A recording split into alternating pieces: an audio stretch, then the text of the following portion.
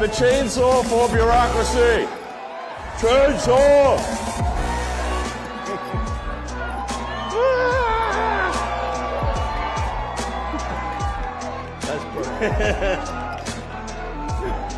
Mais de quoi on parle? Le Hamas, c'est quoi? Est-ce que vous pouvez le définir? Le Hamas, vous n'avez pas de questions posées. Moi, je vous pose la question. C'est un mouvement de résistance, c'est un mouvement terroriste. Qu'est-ce que le Hamas à vos yeux? Le Hamas, c'est un mouvement religieux initialement, qui s'est structuré en groupe politique, d'accord, qui a été élu et ensuite qui a développé une branche armée. C'est ça le Hamas. Le mode opératoire du Hamas est un mode opératoire terroriste. Comme ça a été le cas du FLN,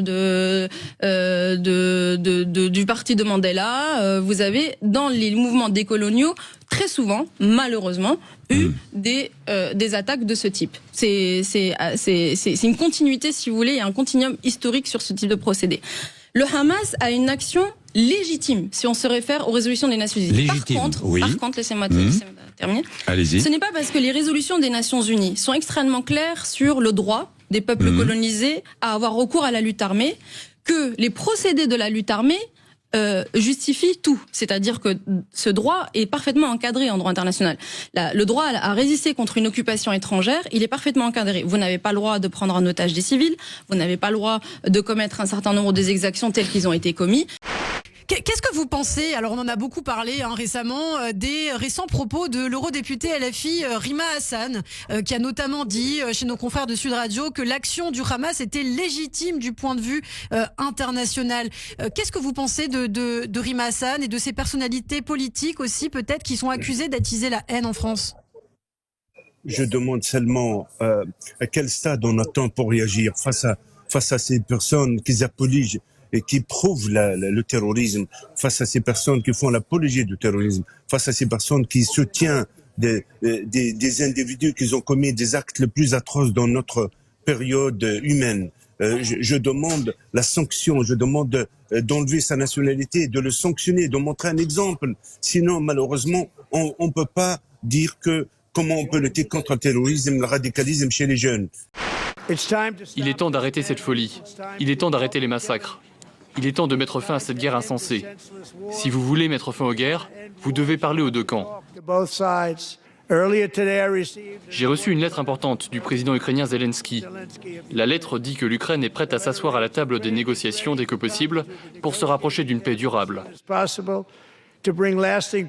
Personne ne veut la paix plus que les Ukrainiens, a-t-il déclaré. La Russie est devenue, au moment où je vous parle et pour les années à venir, une menace pour la France et pour l'Europe. Nous avons, dès le premier jour, décidé de soutenir l'Ukraine et de sanctionner la Russie. Et nous avons bien fait. Car c'est non seulement le peuple ukrainien qui lutte avec courage pour sa liberté, mais c'est aussi notre sécurité qui est menacée. La Russie du président Poutine viole nos frontières pour assassiner des opposants, manipule les élections en Roumanie, en Moldavie. Elle organise des attaques numériques contre nos hôpitaux pour en bloquer le fonctionnement. La Russie tente de manipuler nos opinions avec des mensonges diffusés sur les réseaux sociaux. Et la Russie, dans le même temps, continue de se réarmer, dépensant plus de 40% de son budget à cette fin. D'ici 2030, elle prévoit d'encore accroître son armée, d'avoir 300 000 soldats supplémentaires, 3 000 chars, 300 avions de chasse de plus. Qui peut donc croire, dans ce contexte, que la Russie d'aujourd'hui s'arrêtera à l'Ukraine? Compte tenu de l'évolution des menaces, de cette accélération que je viens de décrire, nous aurons à faire de nouveaux choix budgétaires et des investissements supplémentaires qui sont désormais devenus indispensables, sans que les impôts ne soient augmentés. C'est une menace pour la Russie, si nous la considérons comme telle. Il convoque une réunion des chefs d'état-major des pays européens et de la Grande-Bretagne. Ils disent qu'ils ont besoin d'utiliser des armes nucléaires, qu'ils se préparent à utiliser des armes nucléaires contre la Russie. Il s'agit, bien entendu, d'une menace. Еще со времен Наполеона, нашествия Наполеона. До сих пор кому-то не имется все. Есть еще люди, которые хотят вернуться к временам Наполеона, забывают, чем это закончилось. S'il réagit comme ça, c'est qu'il sait que j'ai dit vrai. Et que je sais que il peut trahir les accords qu'il signe, et qu'il l'a déjà fait, que je suis là pour en témoigner, puisque nous étions avec la chancelière Merkel les garants, par le processus de Normandie, d'accords de Minsk qu'il a délibérément violés. Ensuite, je pense qu'il fait un contresens historique, et ça m'étonne de lui. Napoléon menait des conquêtes. La seule puissance impériale que je vois aujourd'hui en Europe s'appelle la Russie. Et c'est un impérialiste révisionniste. Un avertissement brutal et particulièrement menaçant, signé Donald Trump. Dans un message sur son réseau social, il exige la libération des otages toujours détenus par le Hamas et profère des menaces. J'envoie à Israël tout ce dont il a besoin pour finir le travail. Aucun membre du Hamas ne sera en sécurité si vous ne faites pas ce que je dis. Au peuple de Gaza, un bel avenir vous attend, mais pas si vous gardez des otages. Si vous le faites, vous êtes morts. ما ضلش شيء نبكي عليه. تدمرنا بيوتنا تدمرت فقدنا ابنائنا ابهاتنا شيوخنا ما ضل حاجه نبكي عليها ايش ضل يعني ترامب بيقول بدي اعمل غزه جهنم ما هي صارت وخلصت جهنم هو في اكثر من هيك ما في اكثر من هيك واذا انصاعت حماس لقرار ترامب نبقى احنا فشلنا مش لازم تنصاع مش لازم نخاف منه. J'ai appris à midi un truc qui m'a sidéré, c'est qu'on a demandé à la SNCF de prévoir des trains ambulances pour rapatrier du front des blessés. Voilà ce que l'on m'a dit à midi. Eh ben, on vérifie. De sources tout à fait sûres. Bon. Et on leur demande aussi de vérifier bien tout le transport, éventuellement de matériel, jusqu'à la Roumanie, où on a un détachement qui est sur place avec un peu d'armement. Donc, des trains d'ambulance, voilà ce qu'on demanderait, ce qu'on demande. Je peux vous dire que la personne qui me l'a dit, c'est pas un rigolo de cirque. On va finir par savoir avec qui vous avez déjeuné, là. Non, mais c'est comme le déjeuner. Des trains d'ambulance. Donc, si vous voulez, je sais pas que... Mais ils vont finir par nous emmener à la guerre, surtout. Ils vont finir par nous emmener à la guerre. C'est ça qui est dingue. Elle m'a quand même, elle est surprenante. Emmanuel Radavi, on sent que Il faut rappeler aux Français ce que disent les Américains, et parce que ça, ils ont raison de le dire. Freedom is not free. La liberté, ça se paye. Or, les Français aujourd'hui ne dépensent que pour leur plaisir, pour des iPhones, etc., à part pour la nourriture. Je veux dire, tout ce qui est important leur est payé par l'État. Et je crois qu'il est temps qu'ils comprennent qu'il y a des choses que les citoyens doivent payer eux-mêmes. Et c'est pour ça que j'espère bien que cet argent, on le trouvera aussi, d'une manière ou d'une autre, un peu dans la poche des Français, pour qu'ils aient le sentiment que cette défense... Ceux qui nous écoutent, et ils sont nombreux, on va dire, général... Je suis désolé. Je suis désolé. Non, mais vous voyez... On a l'impression que ces 800 milliards de Madame van der Leyen vont tomber du ciel. Il n'y a pas d'argent gratuit. Non, mais c'est pour ça qu'il faut non pas faire peur, mais faire prendre conscience que le monde a changé et que nous ne pourrons évidemment pas vivre dans l'insouciance et sur le même pied financier de facilité sociale qu'avant. En France, nous avons ce soutien qui est ancien avec un budget de la défense dans le cadre de la loi de programmation militaire qui est ambitieux, qui va continuer à croître. Et vous posez la question des financements nouveaux, et notamment des financements privés. Je préfère garder pour cette journée du 20 mars l'ensemble des annonces, mais puisque vous me posez une question précise, je ne suis pas sûr qu'un livret dédié soit une solution, puisqu'il y a déjà beaucoup d'outils d'épargne qui existent, que ce soit les fonds du livret A, gérés, comme vous le savez, par la Caisse des dépôts, ou les fonds qui sont sur l'ensemble des véhicules d'investissement, gérés par les banques, par les assureurs, par les gestionnaires d'actifs. Et c'est surtout cette épargne que nous souhaitons mobiliser, afin que, effectivement, les Françaises et les Français participent à cet effort qui nous permette d'assurer la sécurité de notre pays et de l'ensemble de l'Union européenne. Je rappelle que Samuel Paty a été assassiné par un Tchétchène russe et donc, y compris sur le terrorisme, le rôle de la Russie est engagé. Donc aujourd'hui, il s'agit de prendre les Français, de ne pas faire peur aux Français, de ne pas manipuler les Français, mais juste de leur donner la réalité de la menace russe, qui est une menace réelle et sérieuse. Certains dire qu'il faut accepter finalement aussi les conditions de Vladimir Poutine parce que finalement, il n'y a rien de pire que la guerre. Oui, rien de pire que la guerre. Oui, si, il y a la dénazification version Poutine. À côté de ce que propose Poutine, ce que la France a vécu de 40 à 44 avec les Allemands, c'est peace and love. C'est peace and love. On est dans l'Eurovision. Мы согласны с предложениями прекратить боевые действия. Но исходим из того, что это прекращение должно быть таким, которое привело бы к долгосрочному миру и устранило бы первоначальные причины этого кризиса. И мы за. Но есть нюансы. В чем они заключаются? Первое. Что мы будем делать вот с этим участком в Калинине, в Курской области? Если мы прекращаем боевые действия на 30 суток, что это означает? Что все, кто там находится, будут выходить без боя? А как будут решаться другие вопросы на все линии соприкосновения? А это почти 2000 километров. И потом, кто на кого будет сваливать нарушение этой договоренности? Это все вопросы, требующие своего кропотливого исследователя. Il y a un pays au monde où un certain type de clinique a fleuri ces dernières années.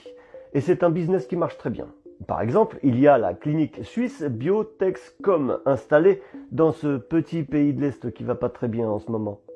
Et comme il est indiqué sur leur site internet, ce petit pays de l'Est qui ne va pas très bien en ce moment est le seul pays au monde à autoriser la GPA pour les étrangers. Attends, c'est pas fini, t'as pas entendu le pire. Avant de t'annoncer le pire, je vais te dire combien ça coûte. Sur leur site, tu vas dans l'onglet prix, tarif, et tu tombes sur les 3 formules proposées. 39 900 € pour la formule standard. Ah ouais. 49 900 € pour la formule standard plus. Et près de 65 000 € pour la formule VIP.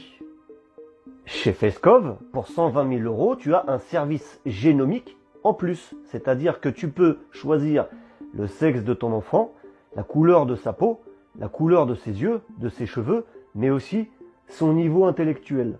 Et ça rapporte plutôt pas mal, comme indiqué sur le site de la clinique Fescov, 18 000 naissances depuis sa création. Faites le calcul. Cerise sur le gâteau, ces cliniques qui sont les seules au monde à faire ça, dans le petit pays de l'Est qui va pas très bien en ce moment, ont des partenaires dans le monde entier. L'endroit merveilleux où vos rêves de parentalité deviendront réalité. Vous pouvez suivre un programme de FIV avec des ovocytes de donneuses à la clinique Biotexcom sans avoir à vous rendre en Ukraine. Tout ce que vous avez à faire est de fournir un échantillon de sperme à Nice dans notre clinique partenaire. Une fois l'échantillon prélevé, il est transféré à Kiev chez Biotexcom. Les embryologues et les médecins de la clinique créent un embryon en utilisant le sperme du client et l'ovocyte de la donneuse, puis l'embryon prêt pour le transfert est renvoyé à Nice, où le transfert d'embryon est effectué. Les médecins de Biotexcom vous aideront à choisir une donneuse qui vous convient le mieux. Biotexcom est votre partenaire de confiance pour réaliser votre rêve de devenir parent. Latakia, c'est l'un des fiefs de la communauté alaouite, la minorité religieuse dont est issu le clan Assad. Les soldats de la nouvelle armée syrienne se filment lorsqu'ils humilient ces alaouites en les traitant de cochons. Ou lorsque l'un d'entre eux frappe ces civils à genoux. Des dizaines d'exécutions sommaires, des corps qui jonchent les rues, la panique de familles entières. Ces exactions se sont déroulées dans plusieurs villes de la côte. Il y a une semaine, lors de notre venue en Syrie, nous avons constaté la terreur des Alaouites, dans leur quartier bouclé à cause d'enlèvements et d'assassinats depuis décembre. À Homs, ce commerçant, comme les autres, se barricade chez lui et songe à quitter son pays. Ce n'est pas parce qu'on est alaouite qu'on soutenait l'ancien régime. Aujourd'hui, on pense qu'il n'y a aucune place pour les minorités dans cet État. Les nouveaux dirigeants sont des extrémistes. On ne peut pas vivre avec cette menace de vengeance. Que les populismes, ils ont évolué, et on voit bien aujourd'hui en France d'ailleurs qu'ils continuent à évoluer, et que la question c'est aussi le rapport à l'information, le rapport à la vérité, le rapport à la science. Je pense que ça, c'est un enjeu majeur sur la question du populisme, par exemple. Toutes les questions qu'on a eues, par exemple, sur la question du vaccin pendant le Covid, à un moment, mettre en cause une vérité et un fait scientifique. Mais quelle vérité, madame ? Sur le la vaccin. question, Mais quelle vérité, puisqu'on nous a dit que le vaccin ne transmettait pas. Si on était vacciné, on ne transmettait pas le Covid. Non, et c'est pour ça qu'on se vaccinait. Attendez. Non, madame. Tout le monde s'est fait vacciner parce qu'on nous a expliqué que le vaccin permettait la non-transmission. Je suis désolé de vous le dire. Et notamment les jeunes, c'est pour ça qu'on les a vaccinés. Qu'est-ce qu'on apprend 6 mois après ? Que le vaccin permettait tout à fait la transmission. Que le vaccin a largement limité et que les bénéfices du vaccin étaient bien supérieurs au fait de ne pas être vacciné. Pour des gosses de 15 ans ? Oui. Qui n'allaient jamais dans un hôpital et qui ne mouraient pas? Vous êtes sérieuse? Ils pouvaient aussi voir leurs propres parents ou leurs grands-parents, oui, évidemment. Mais ils n'empêchaient pas la transmission. Ils n'empêchaient pas la transmission. Et que ça aussi... Alors on nous dit, mais on ne le savait pas. Le bénéfice d'être vacciné est plus fort que le bénéfice de ne pas être vacciné. Ça, par exemple, ça a été démontré par toutes les études qui sont les études scientifiques. Ça n'est pas moi qui le dit, encore une fois. Madame Berger, c'est la question des faits et de la vérité scientifique. Pour ceux qui sont fragiles, il n'y a même pas de discussion. Pour ceux qui ont des comorbidités, il n'y a même pas de discussion.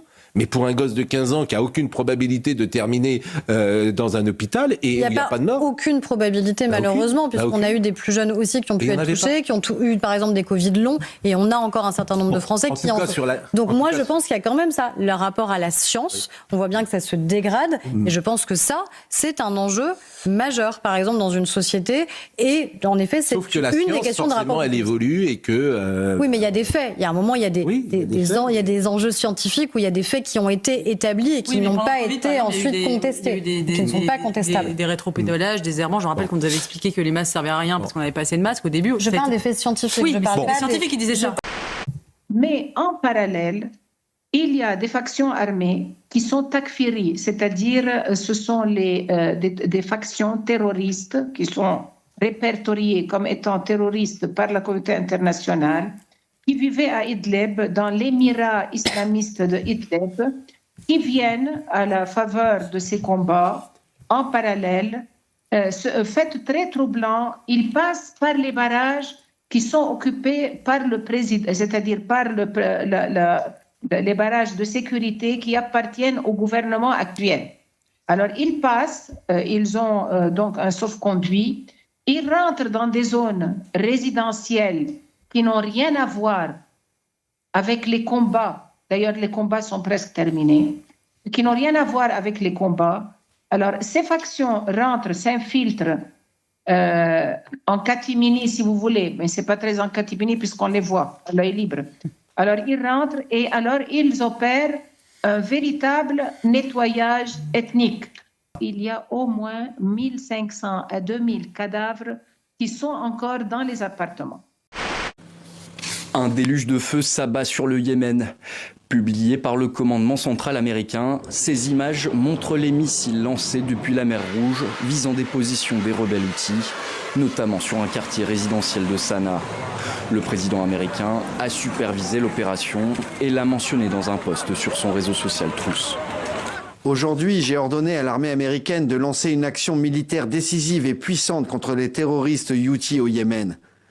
Ils ont mené une campagne implacable de piraterie, de violence et de terrorisme contre les navires, les avions et les drones américains et autres. L'agression américaine ne nous fait pas peur et nous n'abandonnerons pas Gaza, quel qu'en soit le prix. Le peuple yéménite est différent des autres peuples. Nous sacrifierons tout ce que nous avons pour nos frères de Gaza. En Israël, l'ancien président de la Cour suprême s'inquiète d'une guerre civile après le limogeage du chef du renseignement intérieur par le gouvernement de Benyamin Netanyahou. La colère monte dans le pays, on vous explique. Le 16 mars 2025, Benyamin Netanyahou annonce vouloir licencier le chef du Shin Bet, le renseignement intérieur israélien.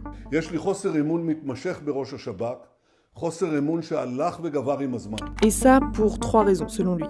La première, l'affaire du Qatargate. La police et le Shin Bet enquêtent sur les liens d'affaires présumés entre des collaborateurs de Benyamin Netanyahou et le Qatar, que beaucoup d'Israéliens considèrent comme un soutien du Hamas. Et cela alors même que Netanyahou est déjà en procès pour fraude, corruption et abus de confiance dans 3 dossiers. La deuxième raison, c'est que dans un récent rapport d'enquête sur le massacre du 7 octobre, le service de sécurité intérieure a pointé les défaillances du gouvernement. Et la troisième raison, Benyamin Netanyahou accuse le Shin Bet d'avoir enquêté sur le ministre d'extrême droite Itamar Ben-Gvir sans son accord. Pour le gouvernement israélien, tout ça est suffisant pour licencier officiellement Ronen Bar dans la nuit du 20 au 21 mars. Sauf que dès le lendemain, le pouvoir judiciaire s'y oppose. D'abord, la Cour suprême suspend la procédure de licenciement du chef du Shin Bet. Puis, la procureure générale, qui a le pouvoir d'empêcher toute action du gouvernement jugée illégale, décide d'interdire au gouvernement de prendre toute mesure portant atteinte au statut du chef du Shin Bet. Concrètement, cela veut dire qu'il est impossible de nommer un nouveau chef, ni même de mener des entretiens pour le poste. Dans le pays aussi, la colère monte. De nombreuses manifestations ont eu lieu et les manifestants accusent le Premier ministre de vouloir concentrer le pouvoir.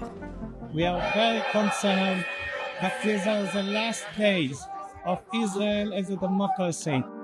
Quant à l'ancien président de la Cour suprême qui s'est inquiété d'une possible guerre civile, Benyamin Netanyahou a répondu en balayant cette accusation et en réaffirmant sa position. רונן בר לא יישאר ראש השב"כ, לא תהיה מלחמת אחים, וישראל תישאר מדינה דמוקרטית.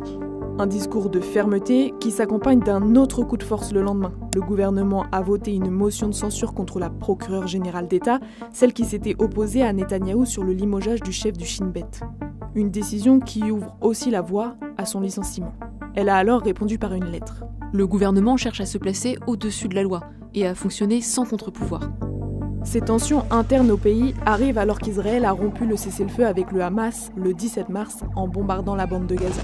Une nouvelle offensive critiquée par de nombreux Israéliens qui estiment que cela n'apporte aucun bénéfice sécuritaire supplémentaire et redoutent en revanche la perte définitive des 59 otages encore aux mains du Hamas. Quelques instants après la frappe, ces Palestiniens découvrent avec effroi plusieurs cadavres sur le sol. L'un d'eux est celui du journaliste palestinien Hossam Chabat. Sa voiture a été visée par une frappe de drone dans une station-service de Beth Laïa dans le nord de la bande de Gaza. C'est le moment exact où des soldats israéliens ont arrêté Hamdan Balal, d'après des activistes. Le réalisateur, récompensé d'un Oscar pour le documentaire No Other Land, aurait été passé à tabac par des colons israéliens qui encerclaient sa maison à Sousia, en Cisjordanie occupée. Yuval Abraham, co-réalisateur israélien du film oscarisé, a condamné l'attaque sur les réseaux sociaux. Un groupe de colons vient de lyncher Hamdan Balal, co-réalisateur de notre film No Other Land. Ils l'ont battu, il souffre de blessures à la tête et au ventre et il saigne. Des soldats sont entrés dans l'ambulance qu'il avait appelée et l'ont emmené. Depuis, plus aucune nouvelle de lui. Les corps de 15 secouristes et travailleurs humanitaires extraits ce dimanche d'une fosse commune à Rafah, dans le sud de la bande de Gaza. Le Croissant Rouge palestinien affirme avoir retrouvé les dépouilles de 8 de ses ambulanciers, de 6 secouristes de la défense civile et d'un employé d'une agence de l'ONU. Un secouriste du Croissant Rouge reste porté disparu. Une semaine plus tôt, le 23 mars, des soldats israéliens avaient ouvert le feu sur le groupe, alors en intervention. Depuis Téhéran, le guide suprême iranien, l'ayatollah Ali Khamenei, menace les États-Unis. C'est sa réponse pour le moment à l'offre américaine de parvenir à un nouvel accord sur le nucléaire iranien. Donald Trump a évoqué la possibilité de bombarder la République islamique d'Iran si ses dirigeants n'acceptent pas de négocier. Le président américain a donné un délai de 2 mois dans une lettre envoyée au régime des Mollahs début mars. L'hostilité des États-Unis et d'Israël a toujours existé. Ils menacent de nous attaquer, ce qui ne nous semble pas très probable. Mais s'ils commettent le moindre méfait, ils recevront certainement une forte riposte. Selon la chaîne du Hezbollah, Al-Manar, la frappe a ciblé les 3 derniers étages de cet immeuble résidentiel situé dans la banlieue sud de Beyrouth, fief du mouvement chiite libanais pro-iranien. Une frappe ciblée donc, et puissante. Ma femme, mes petits-enfants et moi étions endormis et nous nous sommes réveillés en pensant que le bâtiment s'était effondré, car la moitié était déjà détruite. Nous avons commencé à courir. Les escaliers étaient couverts de poussière, nous ne pouvions pas descendre pour atteindre la rue. Il est environ 3h30 du matin lorsque l'aviation israélienne passe à l'action sans avertissement. Quelques minutes plus tard, l'armée israélienne annonce avoir visé un responsable du Hezbollah, une information confirmée ce mardi par le chef de la diplomatie israélienne. Dans le sud-ouest de la Syrie la nuit dernière. Selon des sources syriennes, des affrontements d'une intensité inhabituelle auraient eu lieu entre les forces israéliennes et des hommes armés locaux. L'affrontement a donné lieu à des tirs d'artillerie et à des frappes aériennes israéliennes. Selon certaines informations, des appels lancés depuis les mosquées locales auraient incité les habitants à affronter les forces de Tsahal, alors que des raids aériens étaient menés sur plusieurs sites à travers la Syrie. Au cours de la nuit, les forces de la 474e brigade ont opéré dans la région de Tassil, dans le sud de la Syrie, ont confisqué des armes et détruit des infrastructures terroristes. Pendant l'opération, plusieurs individus armés ont tiré sur nos forces dans la région. Les forces ont répondu en tirant et en éliminant plusieurs terroristes armés depuis le sol et l'air. Cette dernière escalade fait suite à une série d'opérations israéliennes en Syrie. Dans la nuit de mercredi à jeudi, des avions israéliens ont pris pour cible l'aéroport international de Damas, la base aérienne T4 près de Homs et l'aérodrome militaire de Hama, où des explosions massives ont été signalées. Cible visée, des infrastructures et des armes stratégiques laissées par le régime d'Assad. Des sources de sécurité ont déclaré jeudi matin que ces frappes avaient pour but d'empêcher la prise de contrôle de la zone ciblée par la Turquie. Le ministre de la Défense Israël Katz a déclaré que ces frappes étaient un avertissement pour l'avenir. Il a également mis en garde le dirigeant syrien Joulani, affirmant que s'il permettait à des forces hostiles à Israël d'entrer en Syrie et de mettre en danger les intérêts sécuritaires israéliens, ils en paieraient le prix fort. La Hongrie se retire de la Cour pénale internationale aujourd'hui. Le déplacement de Benyamin Netanyahou à Budapest est profondément lié à l'institution basée à La Haye. C'est au lendemain de l'émission d'un mandat d'arrêt contre le Premier ministre israélien que son homologue hongrois décide de l'inviter dans son pays. Bien que la Hongrie fasse partie des membres fondateurs de la Cour pénale internationale et par conséquent soit obligée légalement d'arrêter Benyamin Netanyahou, le Premier ministre Orban a déclaré que son pays ne respecterait pas cette décision qu'il a qualifiée de cynique et de totalement inacceptable. L'Iran fabrique beaucoup de drones. Il fabrique des drones très efficaces. Ils sont très efficaces dans certains domaines. Mais l'Iran figure en bonne place sur ma liste de choses à surveiller.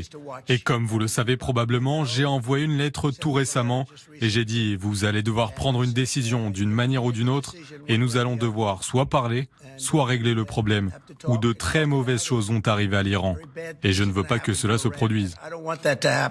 Arrêtons-nous là, hein. Ce ne sont pas que des mots, ce sont des actes. Et là, toute la puissance militaire américaine est en train de prendre position. Regardez cette île de Diego Garcia.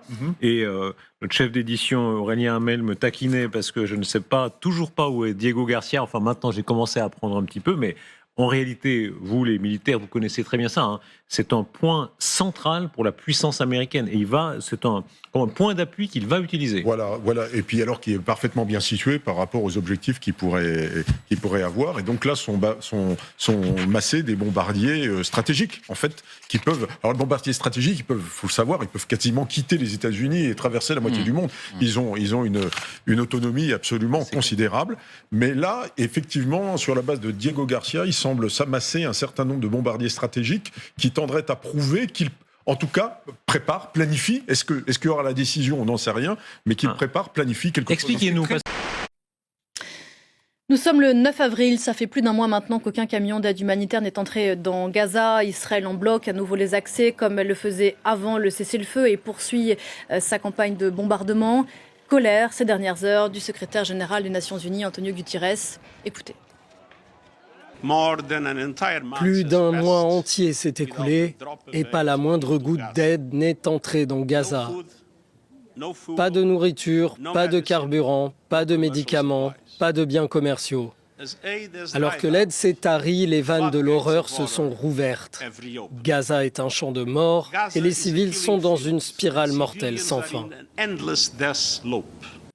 En Israël, maintenant, la fronde se poursuit au sein d'une partie des vétérans de l'armée. Après des réservistes pilotes de chasse, des officiers de la marine israélienne réclament à leur tour l'arrêt immédiat des combats.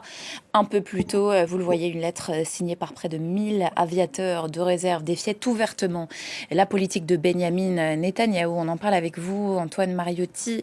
Bonjour. Bonjour Nina. C'est une première en Israël, une telle mobilisation de la part des réservistes. Oui, depuis le 7 octobre, c'est la première fois qu'ils sont aussi nombreux. Il y en a déjà qui s'étaient exprimés, notamment d'ailleurs des pilotes déjà, mais c'est la première fois qu'il y en a autant, 1000 d'un coup, qui prennent la parole et avec leur nom, et c'est diffusé dans un journal, en pleine page, dans plusieurs journaux même. Donc il y a vraiment une volonté de se faire entendre de la part de ces retraités et réservistes de l'armée de l'air israélienne. Et vous l'avez dit, ce ne sont pas les seuls, parce qu'en effet, eh bien, il y a 150 anciens officiers de la marine qui se sont exprimés dans une lettre séparée. Et puis vous en avez encore une autre qui a été rédigée cette fois-ci par plusieurs dizaines de médecins réservistes, là encore, de l'armée. Ça ressemble à une victoire pour les États-Unis de Donald Trump et à une importante concession faite par le Panama qui autorise le déploiement de militaires américains autour du canal. Lo que se firmó antes de ayer es un memorándum de entendimiento operativo, administrativo entre dos entidades de defensa, nuestro Ministerio de Seguridad y el Ministerio o la Secretaría de Defensa de los Estados Unidos. Hasta allí retiramos los conceptos de presencia militar permanente, de bases militares, de cesión de territorio, porque eso sí es inaceptable. Balayée par les autorités panaméennes, cette idée d'une présence militaire américaine permanente avait été évoquée par le secrétaire d'État à la Défense américaine. By invitation, through rotational joint exercises, and that's what you'll see in the Memorandum of Understanding, is an opportunity to revive, whether it's the military base, naval air station, locations where U.S. troops can work with Panamanian troops to enhance capabilities and cooperate.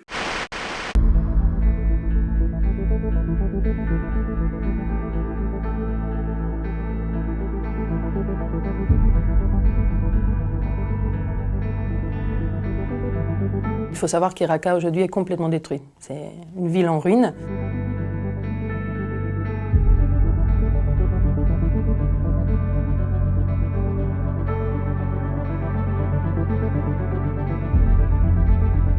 Nos chercheurs se sont rendus à Raqqa en février. Et là-bas, ils ont visité 42 sites qui ont été touchés. Ils ont pu s'entretenir avec 112 témoins. Ils sont tous d'accord qu'il fallait chasser l'État islamique de la ville. Il n'y a aucun problème. Mais ils ne comprennent pas pourquoi ils ont été ciblés, bombardés, pourquoi leurs proches sont morts. On a une famille dans laquelle 39 personnes sont mortes.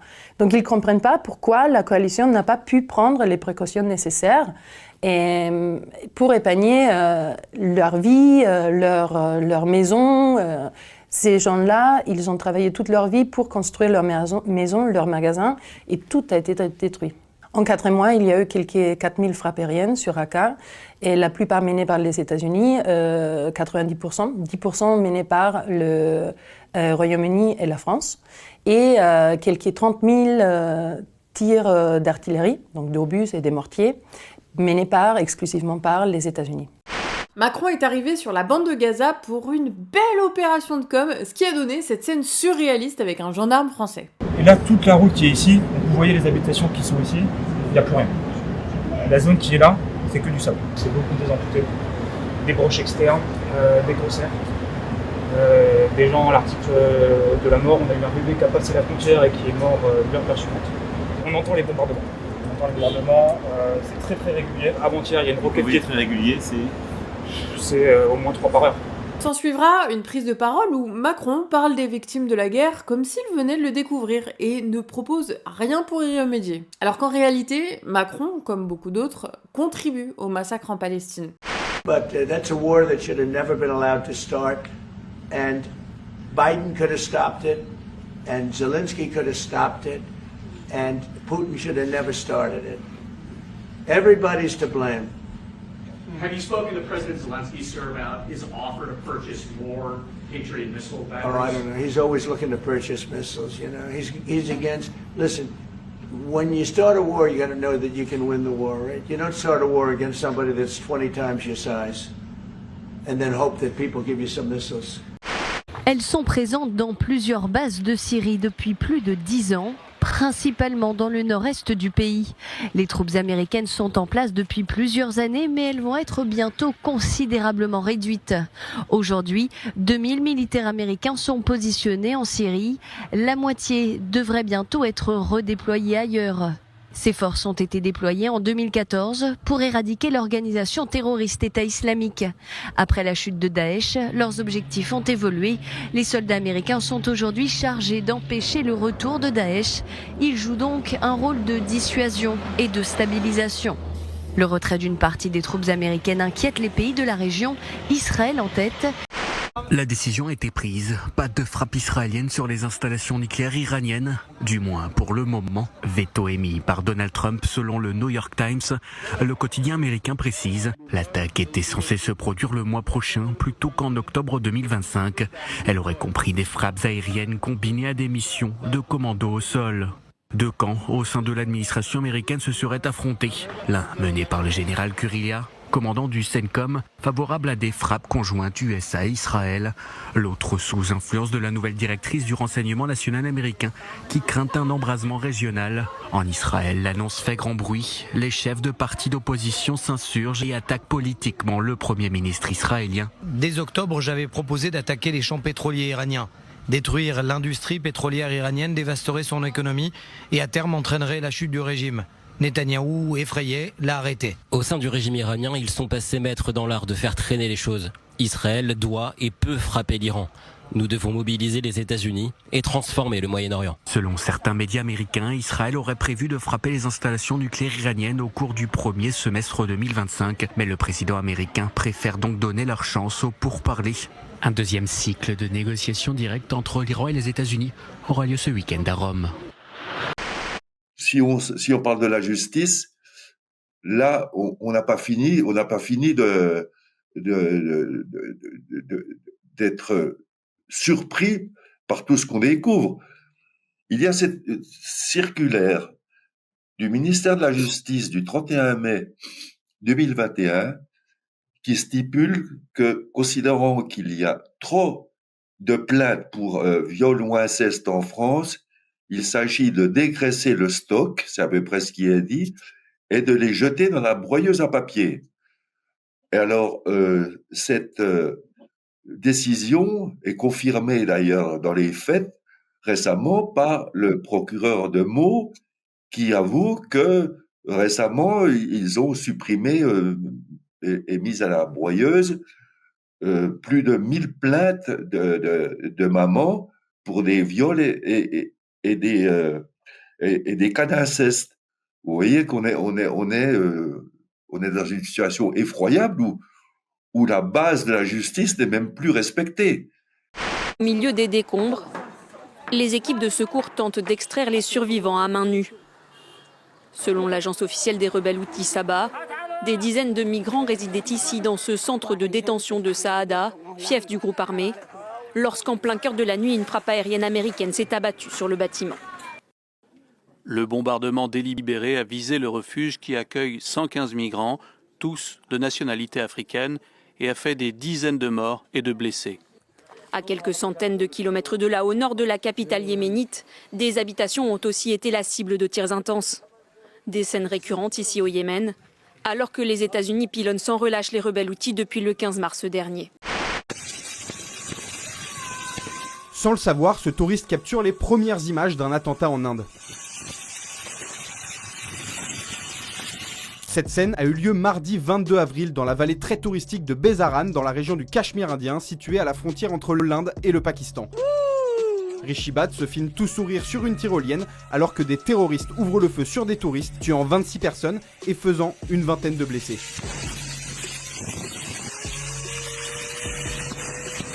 Le contraste est choquant, visiblement le touriste ne se rend pas compte de l'horreur qui se produit sous ses pieds.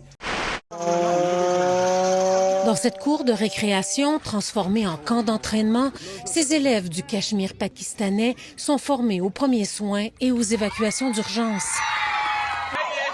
Les tensions ont de nouveau grimpé d'un cran entre l'Inde et le Pakistan, après une attaque terroriste menée il y a 10 jours au Cachemire indien. 26 personnes ont été tuées de sang-froid. L'attaque n'a pas été revendiquée, mais l'Inde accuse le Pakistan dans cette affaire et a juré vengeance. Pakistan has credible intelligence. Nous détenons des informations selon lesquelles l'Inde se prépare à nous attaquer d'ici 24 à 36 heures, dit ce ministre pakistanais. You cannot sleep because of Russia-Ukrainian conflict. There are some advices to calm you down. First, imagine that this is happening in Africa. Imagine this is happening in the Middle East. Imagine Ukraine is Palestine. Imagine Russia is the United States. Je voulais te parler évidemment de la nouvelle là, du 29 avril. Le ministère de l'Intérieur a annoncé son intention de dissoudre Urgence Palestine, l'organisation dont tu es l'un des fondateurs. Déjà, je voulais te demander, t'as appris ça comment, toi, cette potentielle dissolution? Ça vaut la peine d'être raconté parce que ça a été assez violent et brutal. Hein. Ils sont venus à mon domicile alors que j'étais à une soirée de soutien aux rescapés du génocide de Gaza. Ils ont brutalement secoué la porte et les fenêtres de la maison pour remettre ce courrier alors que mon épouse couchait les enfants. Donc, bien sûr, c'était assez traumatisant. J'étais pas là. Donc, c'est le lendemain seulement que J'ai fini par avoir cette notification dans les mains. J'ai été la chercher au commissariat de ma ville. Et c'était bien sûr une annonce brutale. On ne s'attendait pas du tout à ça. Sanaya, au sud de Damas. Tsahal mène des frappes contre une organisation considérée comme extrémiste qui comptait viser la population druze. Une opération qui fait suite à un communiqué de l'armée israélienne indiquant que le chef d'état-major avait donné l'ordre de se préparer à frapper des cibles du régime si la violence contre les Druzes ne cessait pas. Le Premier ministre israélien et le ministre de la Défense se sont directement adressés au gouvernement syrien. Un message sérieux a été adressé au régime syrien. Israël attend de lui qu'il agisse pour empêcher que les Druzes ne subissent des préjudices. Ce soir, le chef de la sécurité de Damas a annoncé la fin de ce qu'il appelle l'opération de sécurité dans la zone de Sanaya. Depuis 2 jours, des milices proches du gouvernement syrien attaquent les localités druzes de Sanaya et Jarmana à la suite d'un enregistrement audio insultant le prophète Mahomet. Les chers druzes ont condamné l'enregistrement et le ministère syrien de l'Intérieur a annoncé qu'une enquête avait été ouverte. Le Moyen-Orient est une région difficile pour les minorités. Je demande à la communauté internationale de jouer son rôle en protégeant les minorités en Syrie, en particulier les Druzes. Un navire chargé d'aide humanitaire pour Gaza a été attaqué par des drones, selon l'ONG Freedom Flotilla Coalition. L'ONG attribue cette attaque à Israël. On vous explique. Sur ces images diffusées par la Flottille de la Liberté, on entend une détonation, puis un passager filme des flammes. Sur les caméras de vidéosurveillance du bateau, on observe de la fumée. L'ONG explique avoir été bombardée par des drones dans la nuit du 1er au 2 mai dans les eaux internationales au large de Malte. L'avant du navire a été visé à 2 reprises, provoquant un incendie et une brèche dans la coque. Sur cette photo, on voit le navire être secouru. Il correspond à celui observé ici sur Marine Traffic, un site qui permet de localiser les bateaux. L'incident n'a fait aucune victime ni aucun blessé, selon le gouvernement maltais.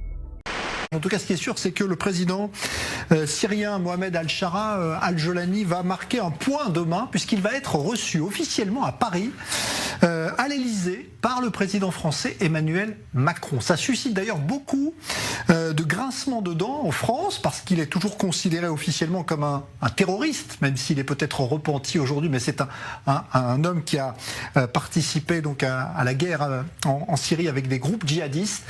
Et la France a même dû demander une autorisation spéciale aux Nations Unies pour ne pas s'exposer à des sanctions avant de le recevoir. Le Premier ministre israélien annonce une opération intensifiée à Gaza, vers la défaite du Hamas pour sauver les otages toujours captifs, dit-il. Et il ajoute « La population sera déplacée pour sa protection ». Le ministre des Finances, Bezalel Smotrich, va encore plus loin. Nous allons finalement conquérir la bande de Gaza. Nous n'avons plus peur du mot « occupation ». Une réoccupation de Gaza. Voilà des mois que la frange la plus extrémiste du gouvernement israélien le préconise. L'armée annonce un plan bien structuré et une phase plus intense. L'opération inclut une attaque de grande envergure et le déplacement de la plupart de la population de la bande de Gaza.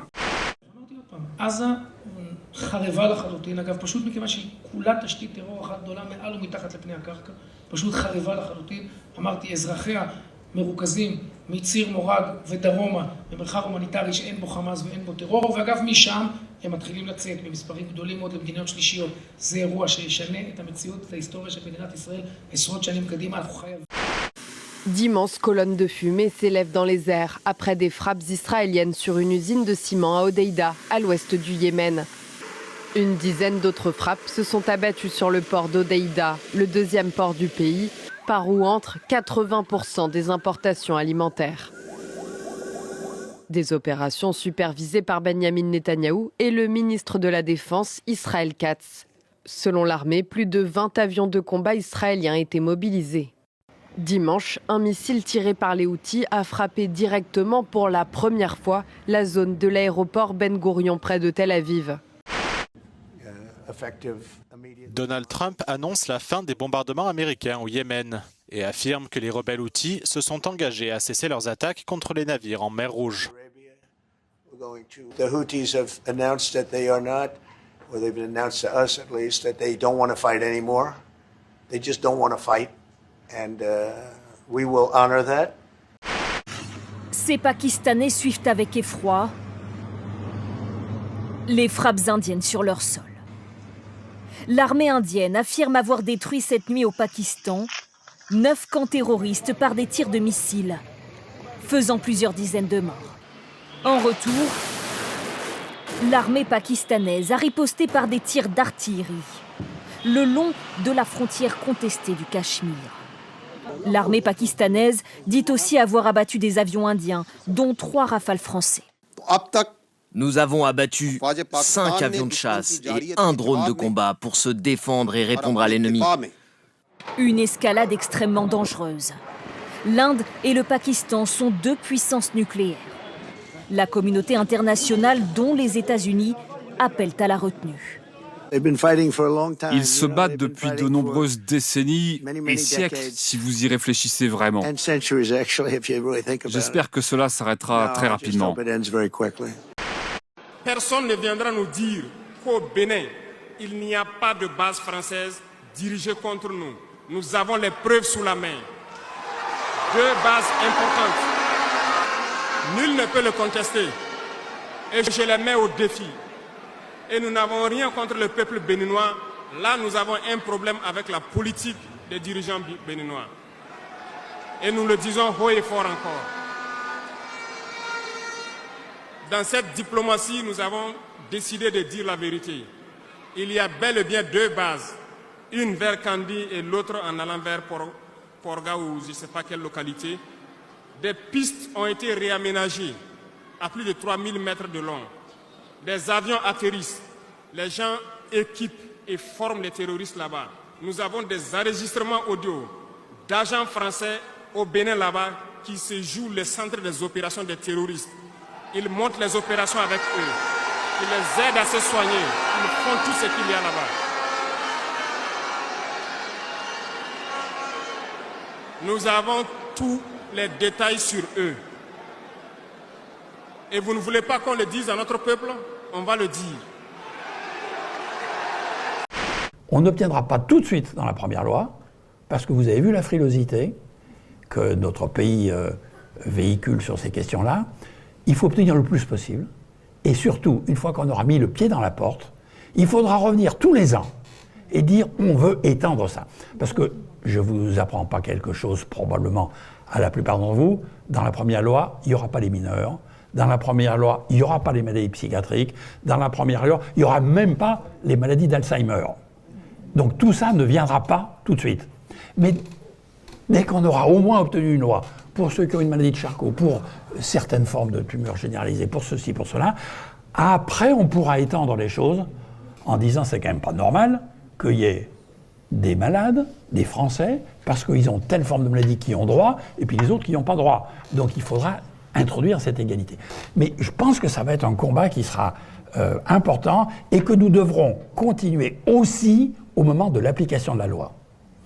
Parce que comme pour l'IVG, vous allez voir qu'il y a des endroits qui vont dire ici, circuler, il est interdit de faire des euthanasies ou des suicides assistés. Dans tout l'établissement ici.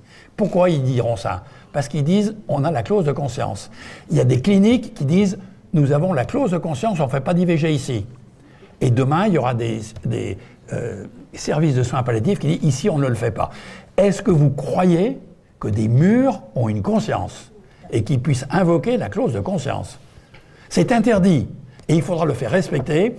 Si un médecin entre dans ces murs et qu'il veut faire, pour une personne qui est dans les conditions définies par la loi, susceptible d'avoir une activité hémorroïde, personne ne doit l'empêcher. On ne peut pas avoir la garantie absolue qu'une personne veut la mort. Par exemple, dans les protocoles de l'Oregon, qui sont de suicide assisté, on crée un protocole pour être sûr à 100% quand on remet la kill pill, c'est-à-dire la pilule tueuse, à la personne. Utilisez pas le mot tuer, quand même, c'est un peu dur quand même. Kill pill, on va dire en anglais. On va dire en anglais. Mais au moins, ça a mérite d'être clair. Tuer en français. C'est là justement où il y a un problème de philosophie morale, si vous voulez, parce que vous avez une personne qui est vivante devant vous, qui souffre, et aujourd'hui, on confond le fait de soulager la douleur au risque que la mort survienne, ce qui existe dans les sédations quand on a extrêmement mal, au fait de provoquer la mort délibérément. C'est une loi symbolique, l'interdit de donner la mort. Une loi symbolique se transgresse, un protocole, ça s'exécute dans la banalité du protocole. C'est ça qu'il faut comprendre. Et sur le projet de loi actuel, ce n'est pas la personne qui est en fin de vie, c'est la maladie qui est incurable. C'est-à-dire qu'un jeune homme de 18 ans à qui on découvre une insuffisance rénale terminale, ce qui peut arriver après une infection, après des antibiotiques, etc., peut demander l'euthanasie. Alors qu'aujourd'hui, il pourrait avoir la dialyse, il pourrait avoir une greffe et vivre encore 40 ans. Et c'est l'image du jour, la rencontre donc en Arabie Saoudite entre le président américain Donald Trump en tournée et le président syrien de transition Ahmed El-Shara. Une première, je vous le disais, en 25 ans pour la diplomatie américaine. Deux dirigeants qui avaient sans doute beaucoup à se dire. Le président américain a pris ces dernières heures une décision spectaculaire avant cette rencontre, lever les sanctions américaines contre la Syrie. C'était une demande de Damas. Le président américain parle d'un nouveau départ dans les relations américano-syriennes. Écoutez-le. Nous étudions actuellement la possibilité de normaliser nos relations avec le nouveau gouvernement syrien. J'ordonne également la levée des sanctions contre la Syrie afin de lui donner un nouveau départ. Ces sanctions étaient vraiment dévastatrices et très puissantes. Cela leur donne de meilleures chances et c'est un honneur pour moi de le faire. Et donc Donald Trump a essayé dès le départ, souvenez-vous, d'imposer un cessez-le-feu. Le cessez-le-feu a duré 2 mois et il a été brisé par Netanyahou, par le gouvernement de Netanyahou. Je rappelle que durant ce cessez-le-feu, l'administration Trump négociait directement avec le Hamas, notamment pour obtenir la libération des otages israélo-américains, en tout cas qui ont la nationalité états-unienne. Et c'est le gouvernement de Netanyahou qui a saboté ces négociations. Et donc Donald Trump en a voulu à Benjamin Netanyahou, et là il est en train de lui rendre la monnaie de sa pièce. Du point de vue de l'administration Trump, du point de vue des États-Unis, Israël est un boulet, le gouvernement israélien est un boulet qui rend complice les États-Unis d'un génocide et qui, non content de commettre un génocide à Gaza, essaie d'entraîner les États-Unis dans une guerre contre l'Iran, qui est la plus grande puissance régionale alliée de la Russie. Donc je ne vous fais pas un dessin. Une guerre contre l'Iran pourrait entraîner une guerre mondiale. Et tout ça, c'est le gouvernement d'Israël qui le veut. Donc c'est un boulet pour l'administration Trump, mais c'est aussi un boulet pour la diaspora juive sioniste libérale, notamment aux États-Unis. Et pas n'importe qui. Et les sionistes libéraux aujourd'hui, qui sont un peu les héritiers des sionistes travaillistes de la gauche représentée par Ben Gourion, sont opposés à ces révisionnistes parce que eux sont pour une autre méthode. Ils sont pour la méthode de la gauche israélienne classique, notamment celle de Yitzhak Rabin, qui consiste à avoir un discours de paix, tenir un discours de paix vis-à-vis des Palestiniens, vis-à-vis des Arabes, etc., tout en colonisant. De passage à Beth Shemesh avec son épouse, Itamar Ben-Gvir a demandé à s'arrêter quand il a vu des drapeaux palestiniens accrochés sur des immeubles. Le ministre de la Sécurité nationale est descendu de voiture pour informer la police de cette infraction. Une foule hostile s'est alors rassemblée autour de lui et de son épouse, cherchant à les intimider et à les faire partir aux cris de sionistes et meurtriers. Une manifestante a giflé Ayala Ben-Gvir qui lui a rendu le coup. La police a confirmé que l'épouse du ministre avait agi en légitime défense. Les forces de l'ordre ont dû faire usage de grenades assourdissantes et de leurs matraques pour disperser la foule. Une personne au moins a été arrêtée. Je pense que mes camarades actifs sont effectivement soumis au devoir de réserve. En revanche, moi, je peux dire, écrire ce qu'ils ne peuvent ni dire ni écrire. Je ne suis pas leur porte-parole, mais je parle avec certains. Donc, eux, ils obéissent à l'ordre macronien qui est mieux que le chaos. Et le moment venu, on avisera. L'armée israélienne a tiré sur des diplomates en visite en Cisjordanie occupée.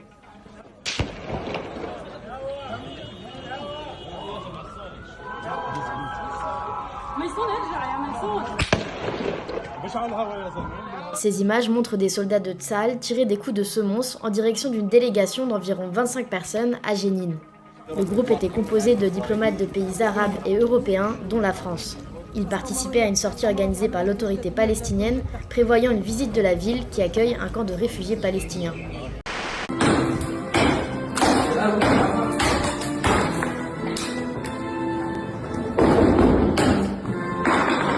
Viva Palestina, viva Sudán, viva Yemen, viva Puerto Rico, viva Tigray.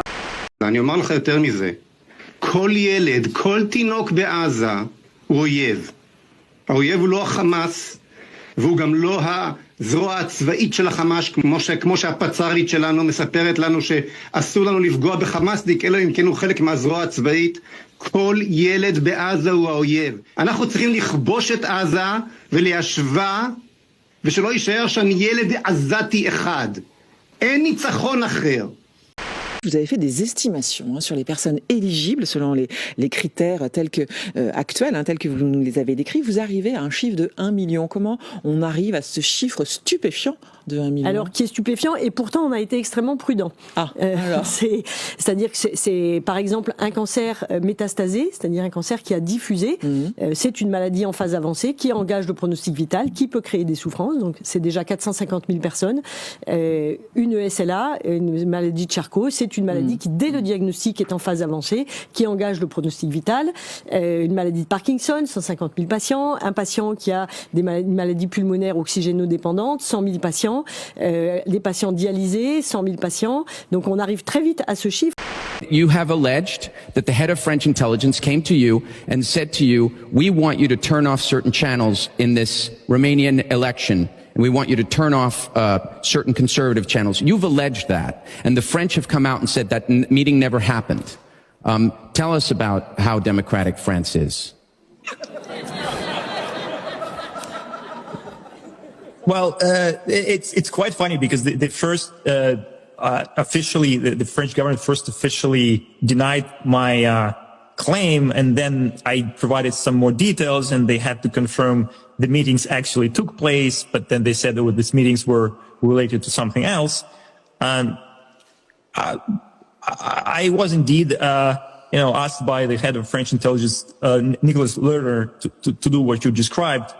And interestingly, after the denial came, it turned out that there are other facts confirming what I just said. The same gentleman turned out to be in Romania 2 days before the presidential elections. There was a claim made by the closest ally of President Macron, who said just a week before the elections that they will do everything that they need to do on the ground to make sure the candidate they like gets elected.